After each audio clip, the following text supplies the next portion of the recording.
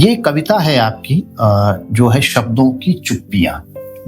जब मैं इस कविता को पढ़ रहा था तो इसमें एक बड़ी महत्वपूर्ण बात की तरफ मेरा ध्यान गया कि आप इसमें लिख रहे हैं कि भरमार शब्दों के बीच जो पढ़ नहीं सकते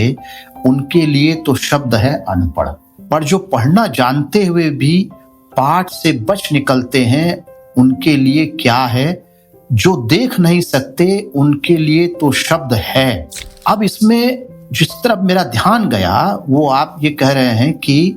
जो पढ़ नहीं सकते उनके लिए शब्द है, आपने लिखा अनपढ़,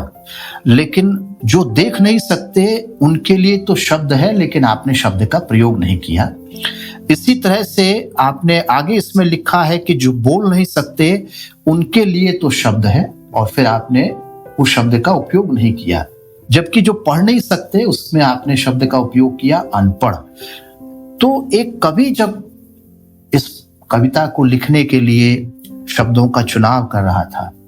और ये तय कर रहा था कि उसे कहाँ पर एक शब्द विशेष का उपयोग करना है और कहाँ पर उस शब्द विशेष का उपयोग नहीं करना है, तो क्या वैचारिकी रही होगी उस वक्त में, इस पर थोड़ा सा बताइए। मुझे खुशी है कि आप बिल्कुल मेरे मर्म पर आपने हाथ धर दिया और उस बारीक जगह को पकड़ा जहां एक लेखक के सामने,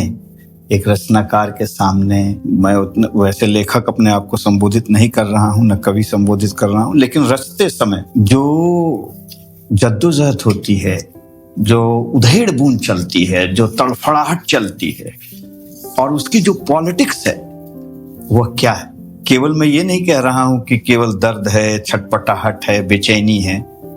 लिखने के क्रम में किसी रचना को बाहर लाने के लिए, उसमें यह केवल मासूम प्रक्रिया नहीं है, उसकी पॉलिटिक्स भी है। जब मैं ये कविता लिख रहा था तो मेरे मन में आया कि 3 कैटेगरीज आपने चर्चा की। एक नहीं पढ़ सकने वाले लोग, जिनका मैंने सायास नाम दिया है और आपने बहुत संजीदा जगह हाथ रखा, उसका नाम दिया अनपढ़।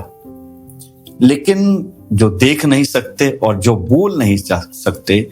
उनके लिए मैंने केवल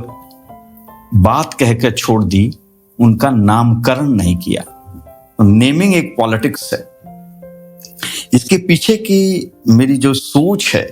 और राजनीति कह सकते हैं, रचनात्मक राजनीतिक कर्म, तो सोच ये रही कि ये दोनों जो कैटेगरीज हैं, नहीं बोल सकने वाले और नहीं देख सकने वाले, बहुत कुछ बायोलॉजिकल है। हालांकि इसमें भी न्यूट्रिशन और देखभाल और चिकित्सा व्यवस्था और गरीबी और शोषण, बहुत सारी चीजें शामिल हैं, लेकिन इसमें सीधे तौर पर उतना स्टेट इन्वॉल्व नहीं है जिसको राष्ट्र राज्य कह सकते हैं। उसकी जिम्मेवारी उतनी ही सघनता से शामिल नहीं है जितना किसी को अनपढ़ रखने में आजाद हिंदुस्तान में। तो इसलिए मुझे लगा कि जो कुछ हद तक बायोलॉजिकल हो सकता है और बहुत कुछ समाज रचित और व्यवस्था रचित, संरचना रचित हो सकता है, उसका मैं नाम न दूं और उसका नाम ज्यादा दूं, उसका नाम उभारूं जिसमें स्टेट का, नेशन स्टेट का हस्तक्षेप है और जो उसका कर्म था और वह अपने कर्म से, चाहे तो इरादतन या सोच की कमी की वजह से या किसी और तरीके से, आप कारण जो भी गिनवा सकते हैं, वो कारणों पर मैं नहीं जा रहा हूं, लेकिन जिसमें स्टेट वो काम पूरा नहीं कर सका, इसलिए मैंने उसका नाम दिया और बाकी का नाम नहीं दिया। दूसरी बात है कि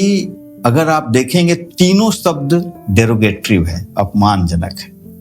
अनपढ़ भी और जो नहीं बोल सकते हैं वो भी और जो नहीं देख सकते हैं वो भी। लेकिन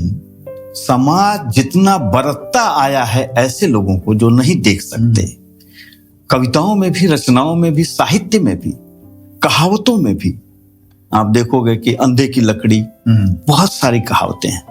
मैं वहां नाम नहीं लेना चाहता हूं।